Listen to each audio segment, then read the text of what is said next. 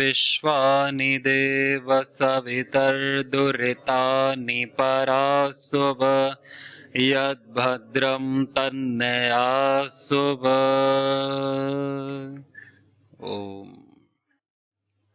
प्रातःकाल हमने योग की भिन्न भिन्न क्रियाओं का अभ्यास किया, जिसमें सूक्ष्म व्यायाम, आसन, प्राणायाम, योग निद्रा, ध्यान के साथ साथ भजन, जप और एक्यूप्रेशर भी, बहुत सारी चीजें की। तो उससे शारीरिक लाभ हो जाता है। मानसिक लाभ के लिए अच्छी शुरुआत हो जाती है, क्योंकि पूरे दिन में हमें शरीर और मन दोनों की आवश्यकता होती है अपने क्रियाकलापों के लिए। तो योग एक ऐसा ज्ञान है, विद्या है, जो गुरु परंपरा से हमें प्राप्त होती है। योग दीक्षा, सौभाग्य है हमारा कि हमें इतनी सरलता से, सहजता से, सुलभता से योग का ज्ञान प्राप्त होता है। आज के 20-25 साल पहले ये ज्ञान प्राप्त होना कठिन था। परम पूज्य स्वामी जी महाराज जी के तप और पुरुषार्थ से आज घर घर में योग का प्रचार प्रसार है। दूरदर्शन के माध्यम से, शिक्षा के माध्यम से भी, योग और आयुर्वेद दोनों, प्राकृतिक चिकित्सा भी, जिसमें मुख्य योगदान आस्था चैनल, बहुत सारे चैनल्स हैं। हर घर में योग पहुंच रहा है, हर व्यक्ति योग के बारे में जागरूक हो रहा है, क्योंकि आज इसकी आवश्यकता पहले से कहीं अधिक भी है। इसलिए भी भगवान की कृपा से योग और गुरुदेव के पुरुषार्थ से योग सहज प्राप्त हो रहा है। जो इसको श्रद्धा पूर्वक अपने जीवन में अपनाते हैं और अभ्यास करते हैं, निरंतरता के साथ अभ्यास करते हैं श्रद्धा पूर्वक, उनके जीवन में सुखद परिवर्तन भी आता है और रोगों से उनकी सदा के लिए मुक्ति हो जाती है। रोगों से, यहां तक कि मानसिक रोगों से, भव रोगों से, विकारों से उनके जीवन में परम सात्विकता आती है। सौभाग्यशाली हैं वो लोग जो श्रद्धा करते हैं और प्रतिदिन अभ्यास करते हैं। परंतु कुछ ऐसे भी हैं जो नहीं करते, लेकिन उन्हें पता है योग क्या है, योग की शक्ति से भी अनुभव है उनका, लेकिन फिर भी आलस्य से, प्रमाद से या निराशा से या दुख से त्रस्त होकर व्यक्ति का मनोबल कम हो जाता है और फिर वह व्यक्ति गंभीरता से नहीं लेता, देख करके अनदेखा करता है, जान करके अनजान बनता है, तो योग के लाभ से वंचित रह जाता है। इसलिए परम पूज्य गुरुदेव कहते हैं इस बात को कि करने से ही होगा। योग करने की विद्या है, केवल जानने की नहीं, केवल सीखने की नहीं, जान करके, सीख करके करने से ही लाभ होगा। जब तक व्यक्ति करेगा नहीं, तब तक उसे लाभ नहीं होगा। अनपढ़ व्यक्ति भी, मूढ़ व्यक्ति भी अगर देख करके, सीख करके करता है तो वो बुद्धिमान बन जाएगा, धर्मात्मा बन जाएगा, सात्विक बन जाएगा, उसकी बुद्धि शुद्ध हो जाएगी। और अगर पढ़ा लिखा व्यक्ति भी योग नहीं करेगा स्वस्थ व्यक्ति भी योग नहीं करेगा। योग सीख करके, जान करके, डिग्री डिप्लोमा लेकर के अगर वो प्रतिदिन योग का अभ्यास नहीं करेगा तो वो भी व्यक्ति मूढ़ हो जाएगा, राजसिक तामसिक हो जाएगा, त्रस्त हो जाएगा, रोगों से सामना नहीं कर पाएगा। इसलिए योग का ही अभ्यास करना योग्य है। महर्षि पतंजलि ने योग दर्शन बनाया कि योग में किसी की किसी प्रकार की भी कंफ्यूजन ना हो, इसलिए योग दर्शन योग का शास्त्र है। और योग दर्शन में योग की परिभाषा क्या बताई? योगश चित्त वृत्ति निरोधा। पता है आपको योगश चित्त वृत्ति निरोधा, कि चित्त वृत्तियों का निरोध ही योग है। चित्त वृत्तियों का निरोध ही योग है। उसके पहले बताया अथ योगानुशासनम, जिसका अर्थ परम पूज्य स्वामी जी महाराज जी करते हैं कि अनुशासन ही योग है।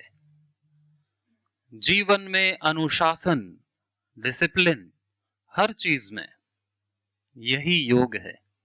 योग का यही अर्थ बताया, अनुशासन।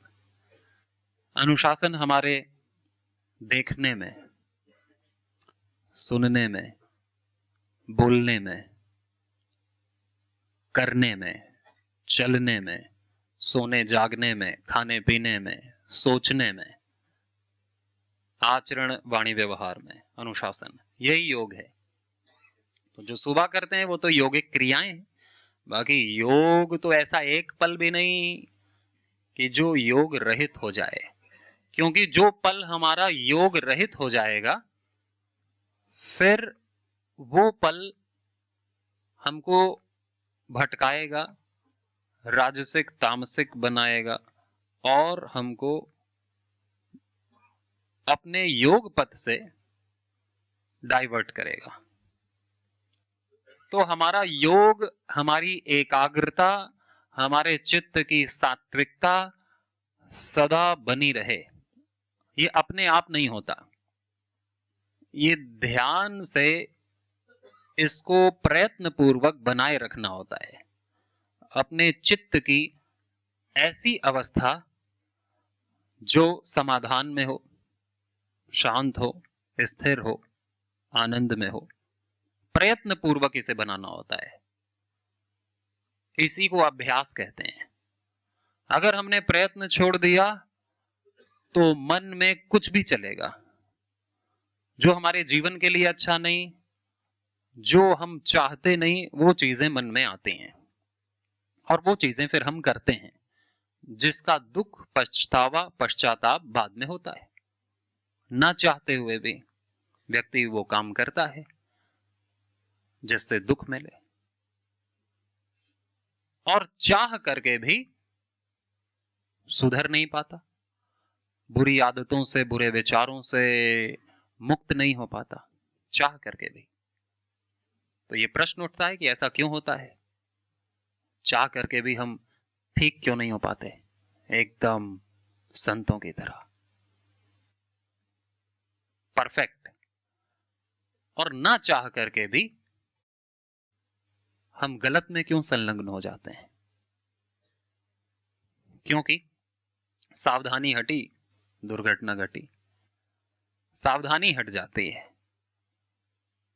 चित्त से हमारी जो अवेयरनेस है, जो अलर्टनेस है, जो सात्विकता है, वो घट जाएगी तो मूढ़ता आएगी, क्षिप्त हो जाएगा हमारा मन, विक्षिप्त हो जाएगा। तो चित्त की सात्विक अवस्था को बनाए रखना प्रयत्न पूर्वक ये योग है। ये प्रयत्न से होगा, ये लग करके होगा। हाँ, एक अवस्था ऐसी जरूर आएगी बाद में कि जब ये चीजें सहज हो जाएंगी, स्वभाव में आ जाएंगी, फिर प्रयत्न की आवश्यकता नहीं पड़ेगी। जैसे किसी भी चीज को सीखने के लिए तो पहले प्रयत्न करना पड़ता है, फिर जब चीज आ जाती है तो प्रयत्न रहित आ जाती है, फिर प्रयत्न रहित हो जाते हैं। तो इसलिए महर्षि पतंजलि कहते हैं कि तत्र स्थितौ यत्नो अभ्यासः, कि अभ्यास करना प्रयत्न पूर्वक। क्योंकि अभी अभ्यास है डिस्ट्रैक्शन का, आलस्य प्रमाद का। तो फिर अपने चित्त को सही फोकस में लाना, इसको अभ्यास कहते हैं। और अभ्यास के साथ साथ जरूरी है वैराग्य भी। वैराग्य, किससे वैराग्य? जो भी चीज हमारे मन की प्रसन्नता को, शांति को खंडित करती है, जो भी हमें राजसिक और तामसिक बनाती है, मूढ़ बनाती है, उस चीज से वैराग्य है। जो चीज हमारे रोगों का कारण है, दुख का कारण है, भय का कारण है और हमारी चंचलता का कारण है, उन चीजों से वैराग्य भी जरूरी है, तभी तो अभ्यास हो पाएगा। बिना वैराग्य के अभ्यास किया तो अभ्यास का कोई मतलब नहीं बनेगा। जैसे कि कोई योग कर रहा है और गलत आचरण नहीं छोड़ रहा है, शराब, बीड़ी, सिगरेट, मांसाहार नहीं छोड़ रहा है, तो योग से उसको लाभ होगा क्या? योग से उसको, फिर उसका योग ऊपर ऊपर से है, अंदर से नहीं है। नहीं तो छूट जाना चाहिए। योग नाम का है।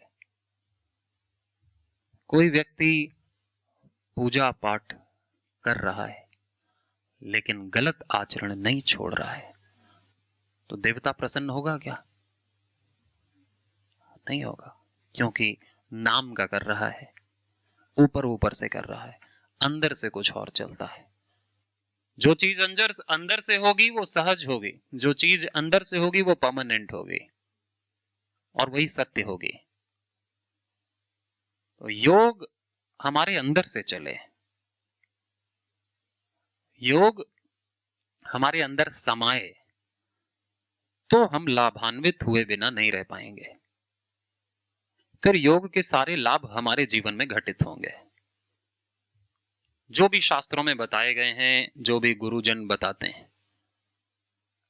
अन्यथा केवल क्रियाओं को करना समाधि तक नहीं पहुंचाएगा, जीवन में समाधान नहीं लाएगा।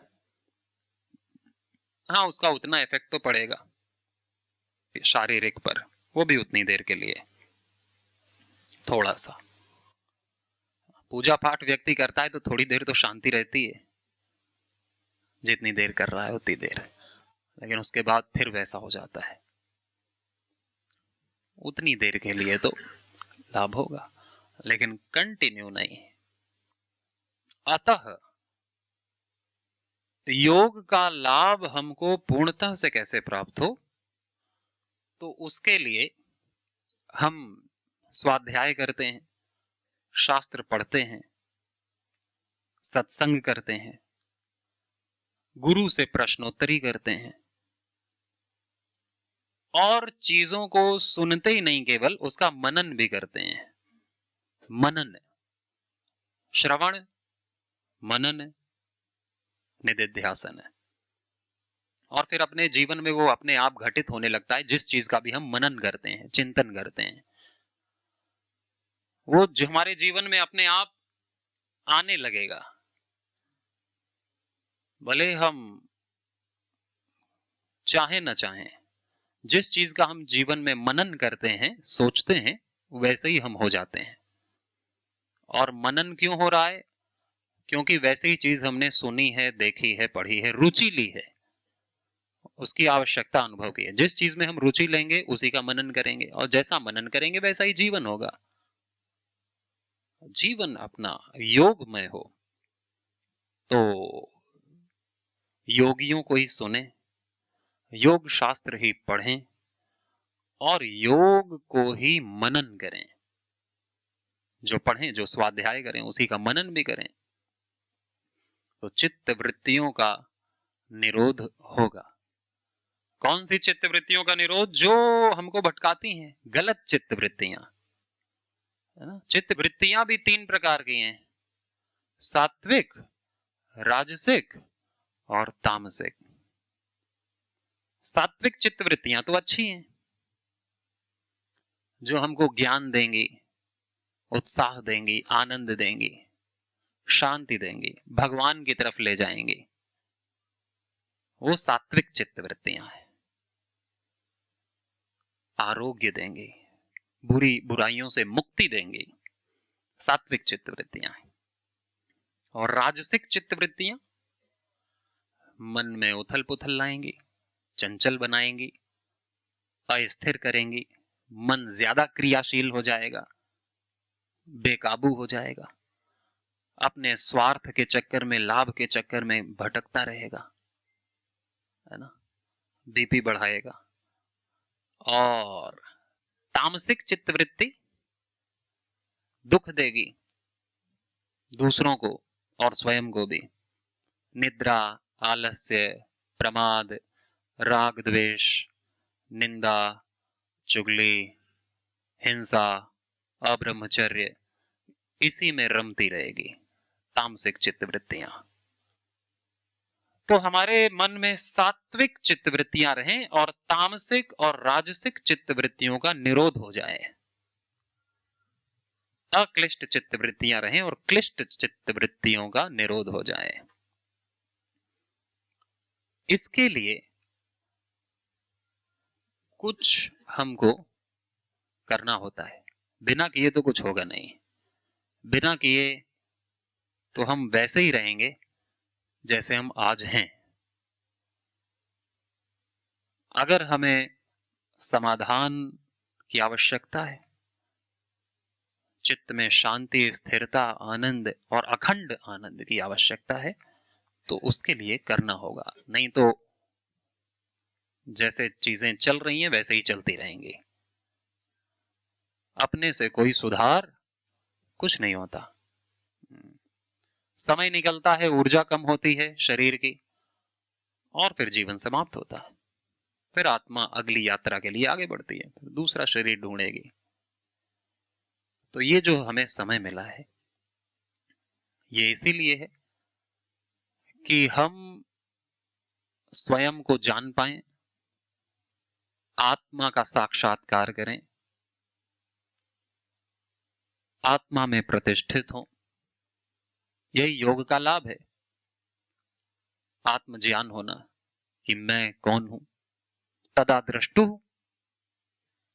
स्वरूपे अवस्थानम, तदा दृष्टु स्वरूपे अवस्थान। ये योग का लाभ बताया कि जो दृष्टा है वो अपने स्वरूप में प्रतिष्ठित हो जाता है। दृष्टा कौन?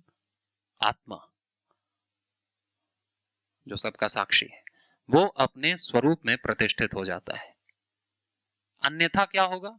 अगर स्वरूप में प्रतिष्ठित नहीं होगा, अगर योग नहीं करेगा, योग को जिएगा नहीं, तो फिर जैसा मन दिखाएगा वैसा अपने आप को आत्मा मानेगा।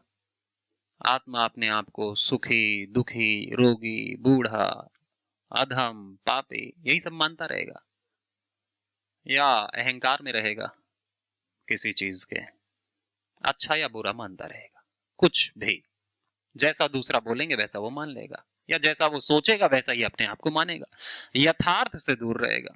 जो यथार्थ में वो है वो पता नहीं कर पाएगा। तो जो यथार्थ है, योग हमें वहां तक पहुंचाता है, हमारे अपने यथार्थ स्वरूप में प्रतिष्ठा हो जाती है। तदा दृष्टु स्वरूपे अवस्थानम। जब चित्त वृत्तियों का निरोध होता है तो हम अपने स्वरूप में प्रतिष्ठित हो जाते हैं। जिस अनुपात में चित्त वृत्तियों का निरोध होगा, उस अनुपात में हम अपने से जुड़ते जाएंगे, और जो हम नहीं हैं उससे हटते जाएंगे। अपने स्वरूप में हम दूसरे चीज को अपना स्वरूप नहीं मानेंगे। तदा दृष्टु स्वरूपे अवस्थानम वृत्ति सारूप्यम इतरत्र। वृत्ति सारूप्य नहीं होंगे। मन में जो वृत्तियां हैं उसके स्वरूप वाला हम नहीं हो पाएंगे। फिर जब हम अपने स्वरूप वाला होंगे, दो ही ऑप्शन है, या तो हम अपने स्वरूप वाला हो जाएं, या तो हम वृत्तियों को ही अपना स्वरूप माने, विचारों को। अभी कौन सी अवस्था है हमारी? वृत्ति सारूप्य है। हमने वृत्तियों को ही अपना स्वरूप जाना, माना। इसीलिए व्यक्ति कभी सुखी कभी दुखी। क्यों? क्योंकि मन में विचार, कभी सुख वाला कभी दुख वाला, कभी उत्साह वाला कभी निराशा वाला। हमेशा एक विचार तो नहीं रहता, बदलते हैं, फ्लक्चुएट करता है। इसलिए मान्यताएं फ्लक्चुएट करती हैं, हमारा स्वरूप भी फ्लक्चुएट करता है। आत्मा तो एक रस है, लेकिन आत्मा अपने आप को मान क्या रहा है, वो भिन्न भिन्न होता है। सुबह कुछ, शाम को कुछ, दोपहर में कुछ, कल कुछ, कल कुछ, कभी बच्चा, कभी बूढ़ा, कभी मरने वाला, कभी पैदा होने वाला। जबकि आत्मा तो इन सबसे अलग है, जन्म मृत्यु जरा व्याधि से। लेकिन वृत्ति सारूप्य है, तो ये अवस्था तो होगी, क्योंकि योग नहीं है, चित्त वृत्ति का निरोध नहीं है, क्योंकि अवेयरनेस नहीं है, अलर्टनेस नहीं है, कॉन्शियसनेस की कमी, एकाग्रता की, सात्विकता की कमी है। इस कारण से तो जब बुरी वृत्तियां, बुरे विचार से वैराग्य होता है और सात्विक चित्त वृत्तियों को, सात्विक विचारों को हम लगातार बनाए रखते हैं अपने चित्त में लंबे समय के लिए, निरंतरता से और श्रद्धा से, फिर वो धीरे धीरे हमारा स्वभाव बन जाता है। लेकिन इसके लिए पूरा पुरुषार्थ करना होता है,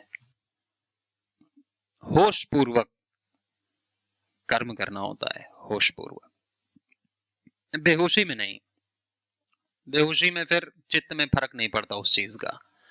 जो चीज हम होश में करेंगे उसका फर्क चित्त पर पड़ेगा।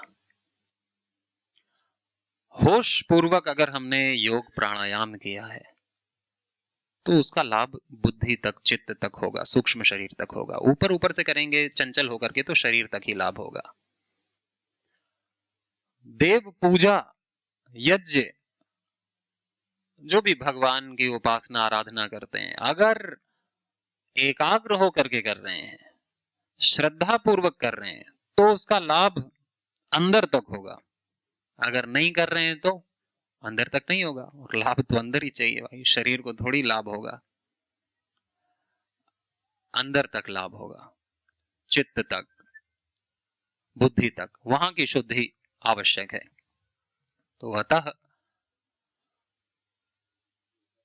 सतु दीर्घ काल नैरंतर्य सत्कारा सेवितो दृढ़ भूमि। अभ्यास की दृढ़ भूमि कब होती है? जब हम लंबे समय तक श्रद्धा पूर्वक, निरंतरता से अभ्यास को नहीं छोड़ते। किस अभ्यास को? योग अभ्यास को। योग अभ्यास क्या? यानी कि चित्त में सात्विकता बनी रहे, ये योग है। इसीलिए इसीलिए हमें योग प्राणायाम और व्यायाम आसनों की जरूरत पड़ती है। क्यों? क्योंकि अगर शरीर ही रोगी हो जाएगा तो चित्त में शांति नहीं बन सकती, फिर चित्त में सात्विकता नहीं बन सकती।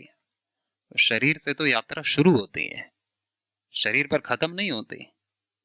शरीर का स्वस्थ रहना परम आवश्यक है, तब तो जाकर के हम, नहीं तो फिर शरीर ही अगर रोगी रहा तो फिर तो योग में बाधा पड़ गई, फिर सुख शांति शरीर के लेवल पे ही नहीं है फिर तो। इसलिए शरीर हमारा निरोगी रहे, मन हमारा निरोगी रहे, फिर चीजें आसान होती हैं, फिर यात्रा आगे बढ़ती है। योग में सबसे प्रथम लाभ तो शारीरिक है, रोगों का नाश, व्याधि, स्त्यान, संशय, प्रमाद, आलस्य, ये सब दूर होता है पहले तो। व्याधि, स्त्यान यानी मन की चंचलता, संशय, प्रमाद, आलस्य आदि ये बाधाएं, मन की दुख, निराशा, ये बाधाएं दूर होती हैं योग से।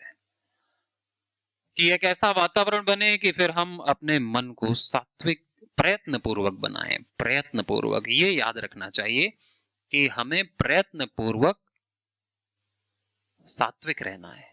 सात्विक अर्थात ज्ञान में रहना है, शांत, स्थिरता, आत्मानंद, सुखी रहना है। ये सबको समझ में आता है कि भाई सुखी रहना है। अभी तक हमें सुख के लिए व्यक्ति प्रयत्न करता है बाहर ढूंढने का, है ना, कि कुछ खरीदूं मैं, अभी मैं दुखी हूं, कुछ खरीद के कुछ क्षण के लिए सुख आए, या किसी से दोस्ती करूं, प्रेम करूं, कि कुछ तो सुख आए जीवन में, कपड़े खरीदूं महंगे वाले, कुछ ब्रांडेड जूते खरीदूं और गहने खरीदूं। जवानों के, बुजुर्ग कहाँ सुख देखते हैं कि पोता पोती देखूं, उनको खिलाऊं, उनको संस्कार दूं, वो मेरी सुने। इसमें सब लोग अपना अपना तरीके से सुख ढूंढते हैं, खोजते हैं, अपने भीतर नहीं, बाहर, है ना। बच्चा अलग, हर उम्र का अलग अलग है। वो चीजें आवश्यक हैं सेवा के लिए, सेवा तो बाहर ही होगी, सेवा के लिए तो आवश्यक है, लेकिन सुख के लिए नहीं। नहीं तो आदमी हमेशा दुखी रहेगा। तो प्रयत्न पूर्वक सुखी रहने से ही हम सुखी रहेंगे। अगर हम प्रयत्न पूर्वक ये माने कि मैं सुखी हूं, ये मानना, तो व्यक्ति सुखी रहेगा। और जहां उसने मान लिया कि मैं दुखी हूं, तो वो दुखी रहेगा। ये मानने की चीज है, और मानना हमारे ऊपर है, हमारे ऊपर है कि हम क्या मानते हैं। तो यही महर्षि ने कहा कि प्रयत्न पूर्वक सही मानो जो तुम्हारे लिए अच्छा है, नहीं तो गलत सोच तो अपने आप आएगी। उसको हटाना तुम्हारे वश की बात नहीं है, तुम नहीं हटा सकते। तुम बस सही चीज पर फोकस करो कि मैं सुखी हूं, मुझे कोई दुखी नहीं कर सकता। हर चीज पर हमारा ध्यान रहे। किस पर ध्यान रहे? अपने चित्त पर ध्यान रहे, क्योंकि हमारे चित्त में ही बहुत सारी वृत्तियां आती हैं, सुख की, दुख की, भय की, है ना। कोई भी कुछ बोलेगा तो वो हमारे चित्त में आएगा पहले। तो जिसका चित्त पर फोकस है, फिर कोई भी चीज चित्त को हानि नहीं पहुंचाती, अगर चौकीदार अलर्ट है तो। नहीं तो चित्त में बहुत सारी चीजें समा जाएंगी और फिर नींद, चैन सब खो जाता है, उड़ जाता है। योग का शास्त्रीय पक्ष महर्षि पतंजलि ने दिया, और बहुत बड़ा सूत्र दिया, अभ्यास वैराग्याभ्याम तन निरोध। चित्त वृत्तियों का निरोध कैसे हो? अभ्यास से और वैराग्य से। अभ्यास किसका? योग का। योग अर्थात आनंद से हमारा योग रहे। योग माने जुड़ना, एक रहना, योग हो जाना। तो योग हो हमारा आनंद से, प्रयत्न पूर्वक, अपने आप नहीं होगा, पहले तो प्रयत्न पूर्वक आनंद से हमारे चित्त का योग रहे, शांति से योग रहे, ज्ञान से योग रहे। जो हमने ज्ञान सुना है, पढ़ा है गुरु से, उससे हमारा योग रहे। अगर ज्ञान ही भूल जाएगा तो हम तो कुछ भी व्यवहार करेंगे मूढ़ होकर के। ज्ञान बना रहे। आनंद खो जाएगा तो हम अपने आप दुखी हो जाएंगे। कोई दुखी नहीं भी करेगा तो भी दुखी होंगे, उदास होंगे।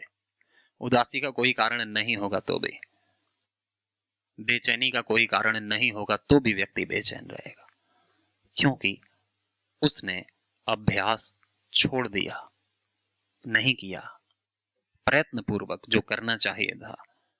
अभ्यास योग का, किससे योग हो? हमारा, हमारी आत्मा से हमारा योग हो, जो ज्ञान स्वरूप है, जो आनंद स्वरूप है, जो स्थिर तत्व है, एक रस है, जो चेतन है, स्वयं से ही स्वयं का योग, यही योग है।